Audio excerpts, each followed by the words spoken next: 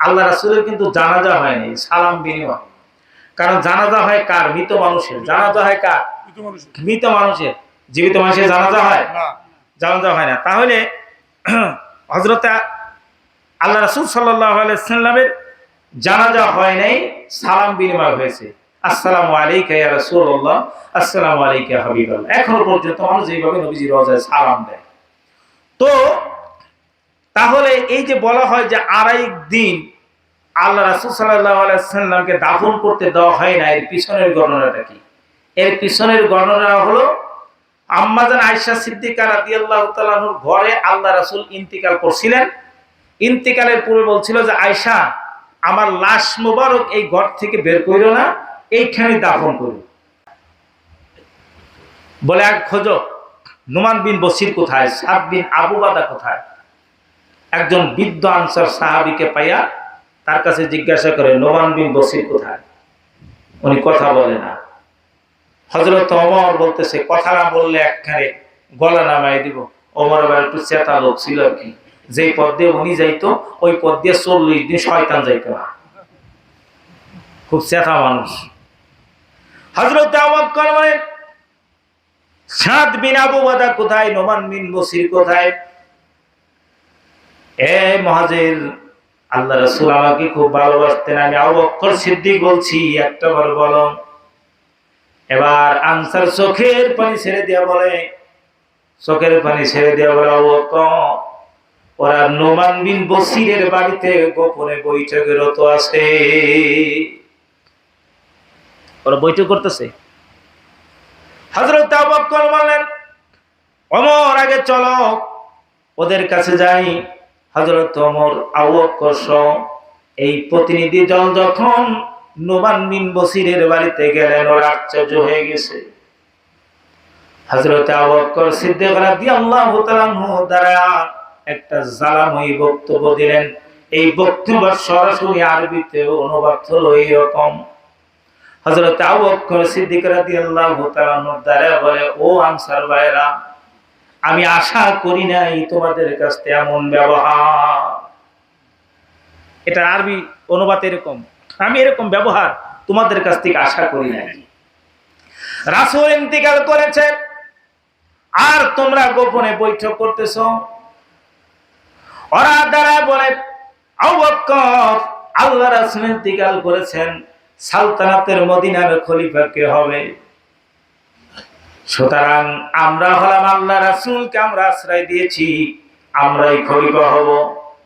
আর তোমরা যারা মক্কা থেকে আসছো, তোমরা হলো আমাদের সহকারী। ফেজাল চরমাকারী। আরেকজন যে বলতেছে, তাইলে খলিফা তোমাদের ভিতর থেকে একজন হবে, আমাদের ভিতর থেকে একজন হবে। আবু বকর বলে, তোমাদের বানাইতে পারতাম, খেলাফতের লোভ আমাদের নাই, কিন্তু রাসূল বলেছে আনসারদের ভিতর থেকে কোনো খলিফা হবে না, খলিফা হবে মুহাজিরদের ভিতর থেকে, আর আনসার হবে সহকারী। একজন কি যেন বলতে যাচ্ছিল, ওমর বলে, আর একটা কথা বললে গলা নামায় দেব। সঙ্গে সঙ্গে লোকটা চুপ হয়ে গেল।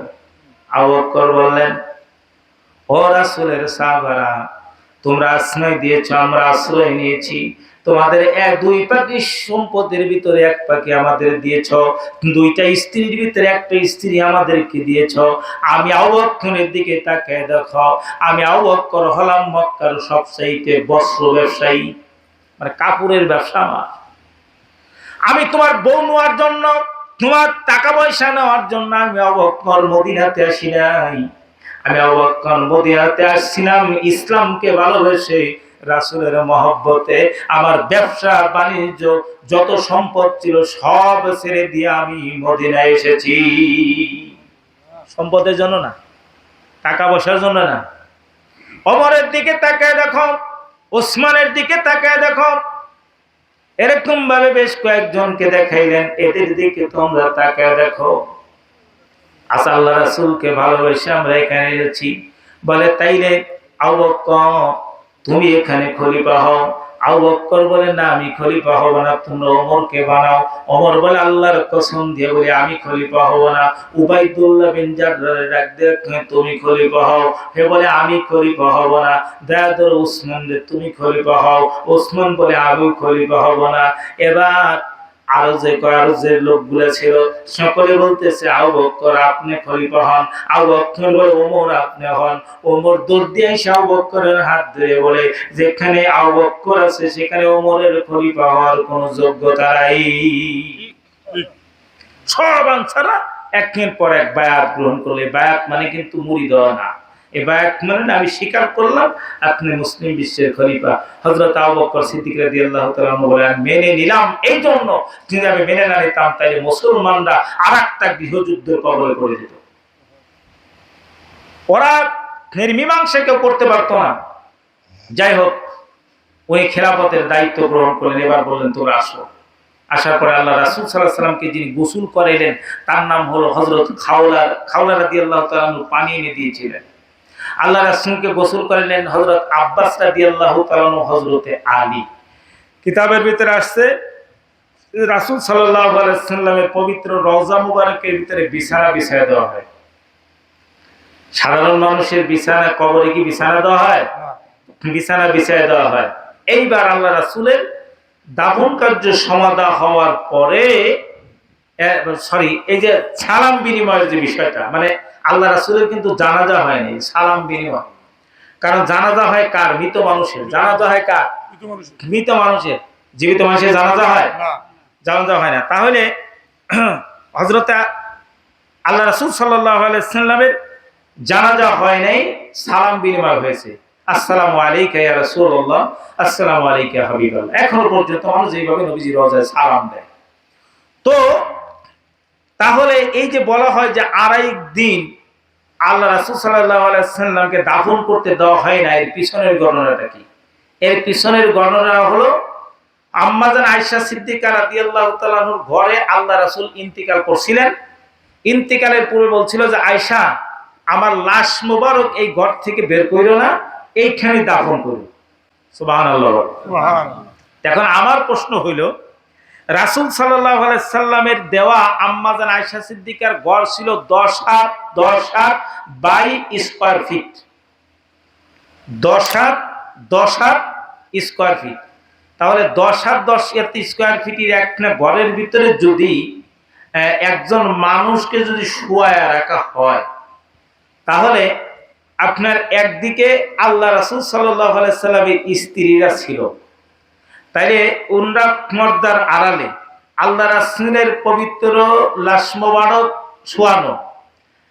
এই পাশে যে জায়গাটুকু থাকে, তাহলে সেই জায়গাটুকু অনুযায়ী ঐতিহাসিকদের অভিমত মাত্র 10 জন লোক দাঁড়ানো যাইত। কয়জন? 10 জন লোক দাঁড়ানো যাইত।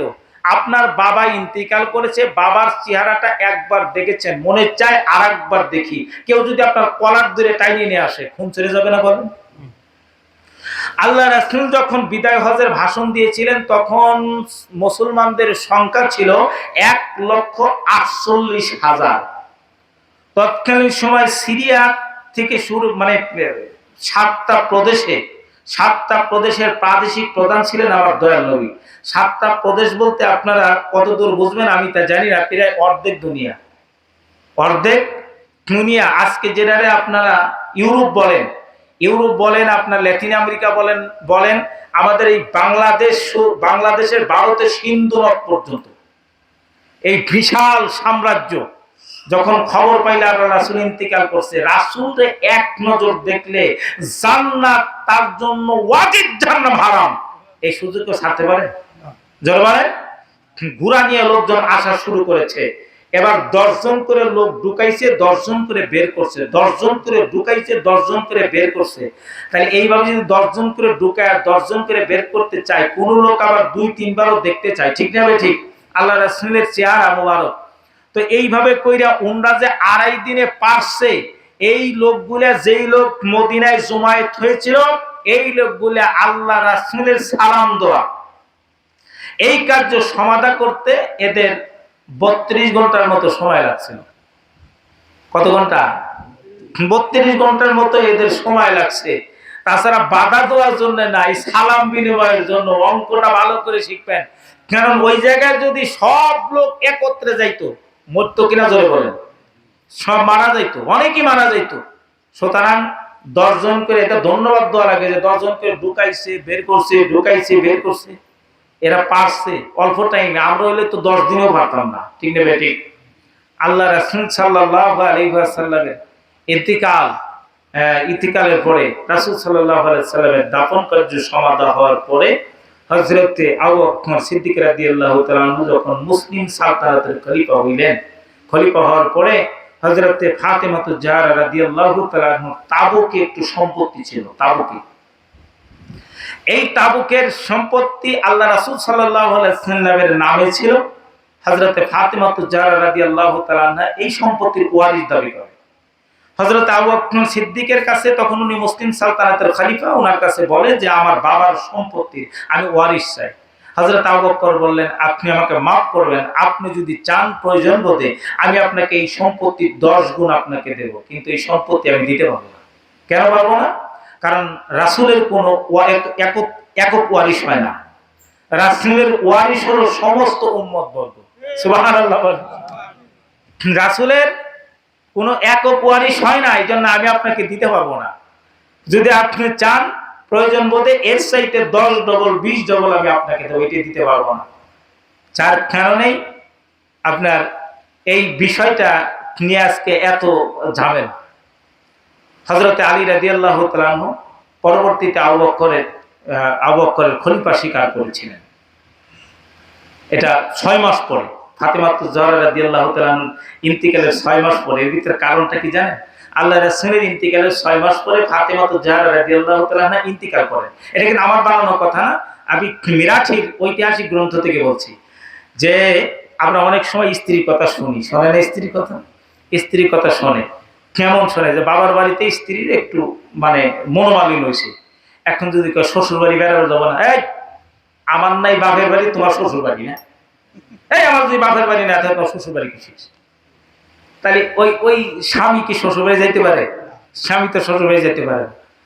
যখন ফাতেমাতুজ জাহরা রাদিয়াল্লাহু তাআলা আবু বকরের উপরে রাগলো যে আমার সম্পদ আমাকে দেওয়া হইল না, তো এই রাগার পরে উনি বললেন যে আমি চাই না যে আপনি আবু বকরের খলিফা স্বীকার করেন। যার কারণে যতদিন পর্যন্ত আম্মাজান ফাতেমাতুজ জাহরা রাদিয়াল্লাহু তাআলা আনহা জীবিত ছিলেন ততদিন উনি আবু বকরের খলিফা স্বীকার করেননি। এটি কিন্তু ওনাদের ভিতরে বেজাল না, সালাম বিনিময় চলতো, সব চলতো। ফাতেমাতুজ জাহরার ইন্তিকালের পরে না উনি আঘাত পাবেন, উনি মনে কষ্ট পাবেন, এই জন্য আলী রাদিয়াল্লাহু তাআলা আনহু যায় নাই। কিন্তু ফাতেমা রাদিয়াল্লাহু তাআলা আনহু ইন্তিকালের পরে উনি আবু বকরের খলিফা হিসেবে স্বীকার করেছিলেন। সুতরাং এদের ভিতরে কোনো বেজাল নাই।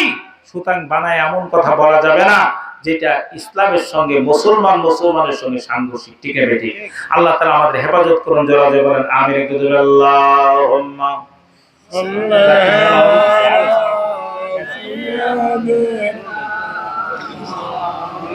এই চলুন ভাই। ওয়ালা আলি সাইয়্যিদানা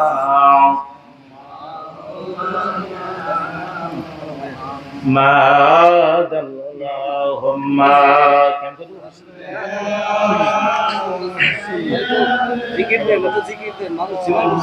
আল্লাহ আল্লাহ